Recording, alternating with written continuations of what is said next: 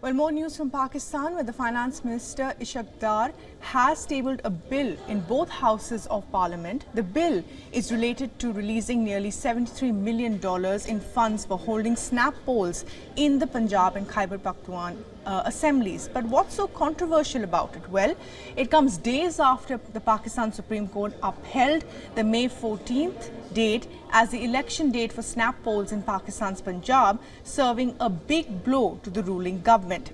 Second, it aims to curtail the powers of the Chief Justice of Pakistan.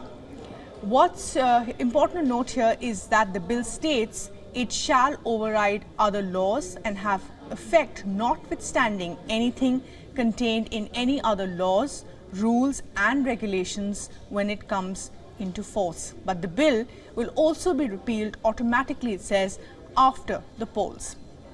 Meanwhile, the Finance Minister has said that the snap polls are not in Pakistan's national interest given the economic insecurity situation in Pakistan.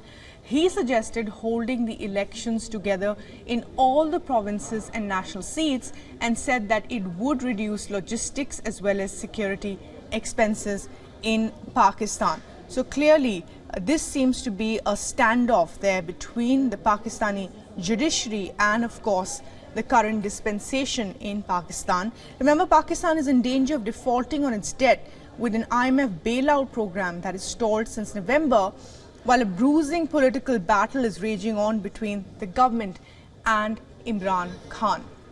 Anas Malik is now joining us live for the very latest on this from Islamabad. And Anas, well, tell us a little bit more about this. The new bill clearly curtails the powers of the Chief Justice, the top court, and comes days after the Supreme Court ruled on the dates of the Punjab polls. So as for the elections, what will it be in Pakistan?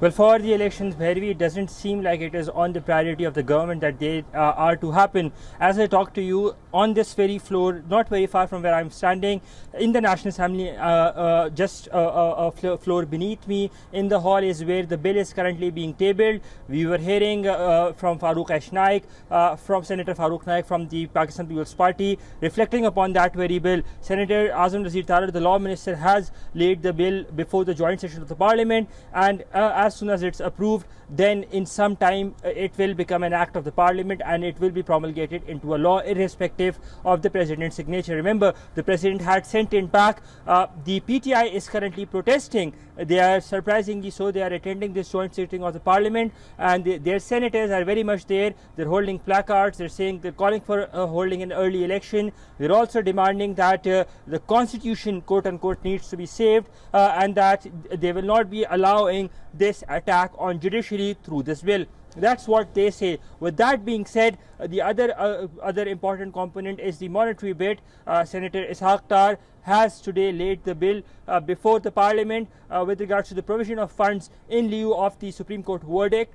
The Supreme Court had instructed the federal government to release the funds of Pakistani rupees 21 billion to the Election Commission of Pakistan so that elections in the province of Punjab could be held on its given date, that is the 14th of May, not in roughly about a month from now. Today what we saw was a very interesting situation. The Secretary of Finance has flown to USA, so the compliance report was not submitted to the Supreme Court of Pakistan, that is right next to where I am standing, the building next to the Parliament. Senator Ishaq Dar has laid that bill. That bill will be debated before the Senate on Thursday, and a report for that will be presented on Friday before the joint sitting or to the Parliament. Bhairavi? Right, Anas, thanks very much indeed for joining us with the very latest there. So clearly the political turmoil in Pakistan doesn't seem to end.